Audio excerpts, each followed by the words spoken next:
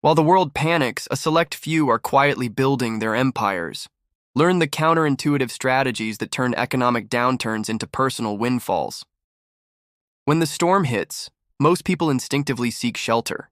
They batten down the hatches, cut expenses, and brace for impact. This is the natural human response to crisis: fear, contraction, survival.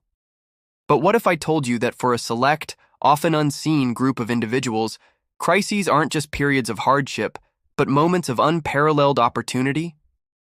What if the very forces that decimate fortunes for the many simultaneously create the conditions for unprecedented wealth accumulation for the few?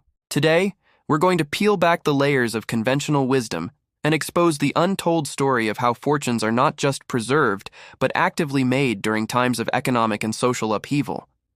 This isn't about exploiting suffering. It's about understanding the counterintuitive strategies, the psychological resilience, and the long-term vision that allows certain individuals to navigate chaos and emerge not just unscathed, but significantly wealthier. Prepare to challenge your assumptions about risk, opportunity, and the true nature of financial success. Let's uncover the secrets of crisis capitalism. Our journey begins with one of the most devastating economic downturns in history, the Great Depression.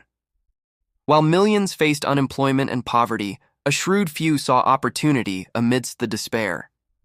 Joseph P. Kennedy, father of JFK, famously sold off his stock holdings just before the 1929 crash, reportedly after a shoeshine boy started giving him stock tips, a classic sign of market irrationality. But his real genius lay in what he did after the crash. As asset prices plummeted, Kennedy, with his significant cash reserves, began acquiring distressed real estate and businesses at fire sale prices. He bought the Merchandise Mart in Chicago, then the largest building in the world, for a fraction of its value. He understood that while the market was in a panic, fundamental assets still held long-term value.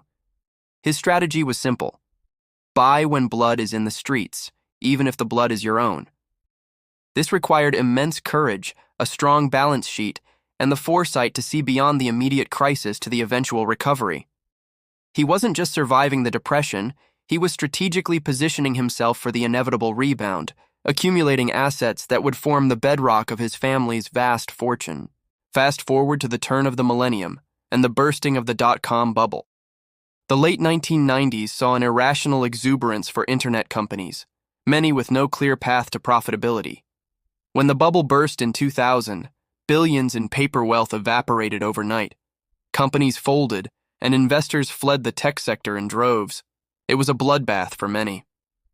However, for companies with strong fundamentals and a long-term vision, it was a period of consolidation and strategic advantage.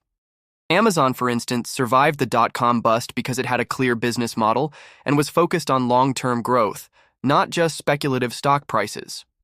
Google, founded in 1998, continued to build its search engine dominance during the downturn, acquiring key talent and technology at depressed valuations. The crisis purged the weak and allowed the truly innovative and resilient companies to emerge stronger.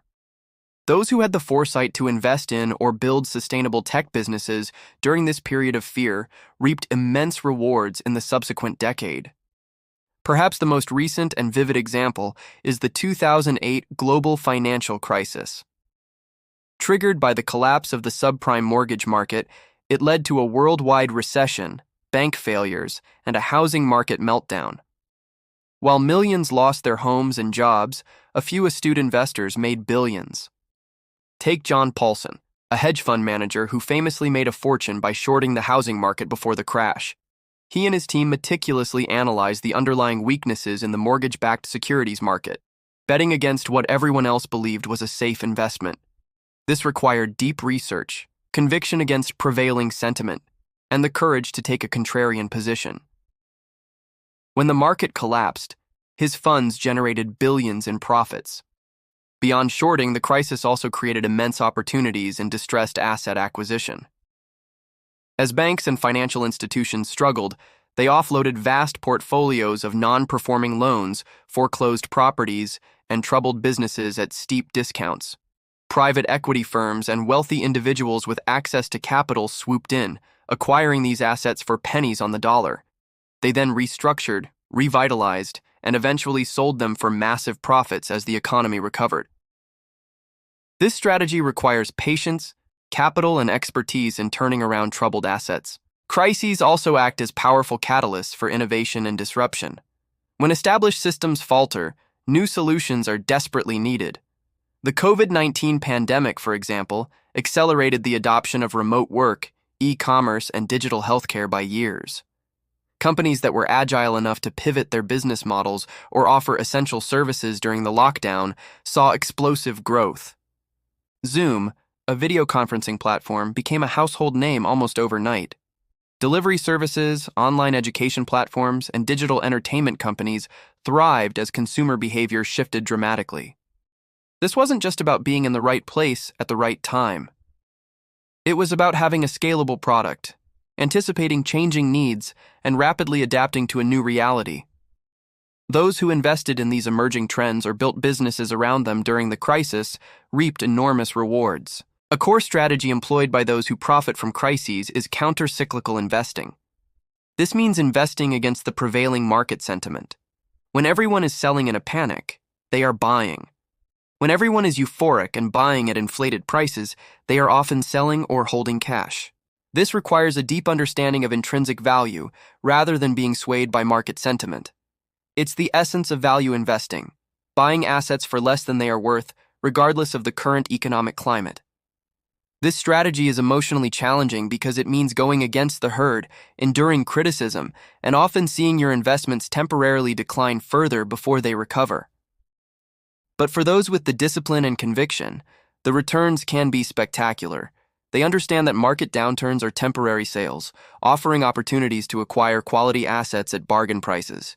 Finally, a critical, often overlooked element is the importance of strategic cash reserves and liquidity. You can have the best crisis-era investment ideas in the world, but if you don't have the capital to act on them, they remain just ideas. The wealthy often maintain significant cash positions, not out of fear, but as dry powder, capital ready to be deployed when opportunities arise during downturns. When credit markets freeze and asset prices collapse, those with liquidity become kings. They can acquire businesses, real estate, or distressed debt when others are forced to sell. This isn't about being conservative, it's about being prepared. It allows them to be opportunistic and to capitalize on the desperation of others. Maintaining liquidity during boom times, when everyone else is fully invested, is a counterintuitive but powerful strategy that sets the stage for massive gains during the inevitable busts. So, the untold story of fortunes made during crises is not a tale of luck, but of calculated strategy, psychological fortitude, and a deep understanding of market cycles.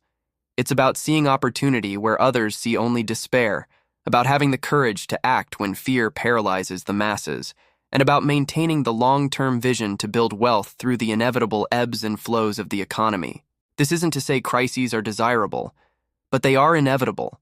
And for those who understand their dynamics, they represent the greatest wealth transfer events in history. The question isn't whether the next crisis will come, but whether you will be prepared to navigate it not just for survival, but for unprecedented growth. Are you ready to turn chaos into capital?